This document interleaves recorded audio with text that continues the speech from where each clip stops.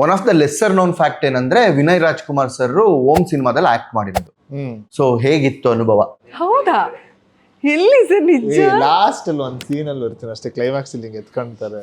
ಅಯ್ಯೋ, ಹೌದಾ? ಆ ತರ ಆಕ್ಟ್ ಮಾಡಿದ್ದು ಅಷ್ಟೇ. ಹಾಗಾದ್ರೆ ಇವ್ರ ಫಸ್ಟ್ ಸಿನಿಮಾನೇ ಸೂಪರ್ ಸೂಪರ್ ಸೂಪರ್ ಸೂಪರ್ ಚಿಕ್ಕ ಸೂಪರ್ ವಯಸ್ಸಲ್ಲಿ ಡೂಪರ್ 5 ಸಿನಿಮಾ ಮಾಡಿದ್ದೀನಿ. ಹೌದಾ? ಅನುರಾಗದ ಅಲೆಗಳು, ಆಮೇಲೆ ಓಮು, ಒಡ ಹುಟ್ಟಿದವರು ತಾತನ ಜೊತೆ, ಆಕಸ್ಮಿಕ ಅಲ್ಲೊಂದ್ ಸೀನ್ ಅಲ್ಲಿ ಬರ್ತೀನಿ. ಆಕಸ್ಮಿಕದಲ್ಲಿ ಎಲ್ಲಿ ಬರ್ತೀರಾ ಸರ್? ಅದೇ ಸಾಂಗ್ ಇದೆಯಲ್ಲ, ಹುಟ್ಟಿದರೆ ಕನ್ನಡ ನಾಡದು, ಹಾ. ಅದ್ರಲ್ಲ ಚಾರಿಯಟ್ ಅಲ್ಲಿ ಇಬ್ರು ಮಕ್ಳು ಕೂತಿರ್ತಾರಲ್ಲ ಅದು. ಅಯ್ಯೋ, ಅದಾದ್ಮೇಲೆ ದೊಡ್ಡಪ್ಪನ ಜೊತೆ ಹೃದಯ ಹೃದಯ ಅಂತ ಒಂದ್ ಸಿನಿಮಾದಲ್ಲಿ ಮಾಡಿದ್ದೀನಿ.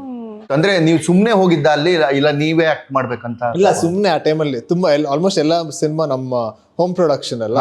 ಸೊ ಅವಾಗ ಯಾರು ಹುಡುಕ್ತಾ ಇರ್ತಾರೆ, ಆಯ್ತು ವಿನೂನ ಇದನ್ನೆಲ್ಲ ಆಯ್ತು ಅವ್ನ ಕೈಲಿ ಮಾಡಿಸು ಅಂತ ಆ ತರ ಮಾಡಿದ್ದು. ಅವಾಗ ಏನ್ ಪ್ರಾಕ್ಟೀಸ್ ಗಿಕ್ಟೀಸ್ ಆ ತರ ಇರ್ಲಿಲ್ಲ, ಸುಮ್ನೆ ಕರ್ಕೊಂಡೋಗಿ ಮಾಡಿಸ್ತಾ ಇದ್ರು ಅಷ್ಟೇ.